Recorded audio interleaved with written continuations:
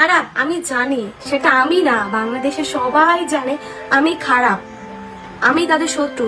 তারপরে কেন আমাকে নিয়ে একটা দুইটা কথা বলে, এরপর আমি দুইটা কথা কেন বলবো না? আমি তো ভালো না, আমি ভালো হলে অফকোর্স আমি মুখ বুঝে থাকতাম, বাট আমি হচ্ছি দুনিয়ার সবচেয়ে খারাপ মানুষ। প্রতিটা মানুষ আমার শত্রু। সেই ক্ষেত্রে যদি আমার শত্রু আমাকে একটা কথা শোনায়, আমি তো তাকে 10টা কথা শোনাবই। তোমার সাথে জয়ের প্রেমের সম্পর্ক, এমন একটা কথা রিসেন্টলি খুব শোনা।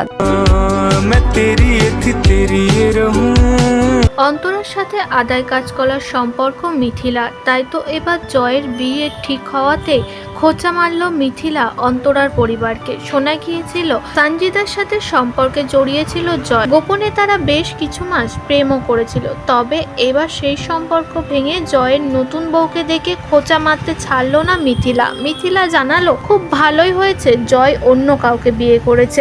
অন্তরার পরিবার তো পুরোই বস্তি, ওরা বাচ্চা জন্ম দিলেও ভিডিও করবে, ওরা ফুলসজ্জা রাতেরও ভিডিও করতে ছাড়বে না। এদিক থেকে অন্তত একটু রেহাই পাবে জয়। 3 বছর ধরে বাগযুদ্ধ লেগেই রয়েছে অন্তরা ও মিথিলার মধ্যে, তাই তো জয়ের বিয়েতেও অন্তরার পরিবারকে খোঁচা মারলো মিথিলা। আমার ফ্যামিলির একটা মানুষও ফেসবুক থেকে টাকা ইনকাম করে না। আমি গরিব হতে পারি, আমার ফ্যামিলির মানুষজন গরিব না। তারা গরিব হলে তাদের পুরো 14 গোষ্ঠীর মতো আমার 14 গোষ্ঠীরও ইউটিউব ফেসবুক থাকতো। আমার পুরো 14 গোষ্ঠী ইউটিউব ফেসবুক থাকলে আমরা থাকতাম নাম্বার 1 বাই কোটিপতি। নাম্বার 1 না থাকতে পারলে কোটিপতি থাকতাম, কোটিপতি। এমন টাকা কামাইতাম, টাকা কামাই দেখাইতাম। বাট আমার ফ্যামিলি, আমার মান সম্মান নাও যদি থাকতে পারে, আমার ফ্যামিলির খুবই মান সম্মান আছে। আমরা ওদের মতো বিদেশি না, আমরা স্থানীয় লোক।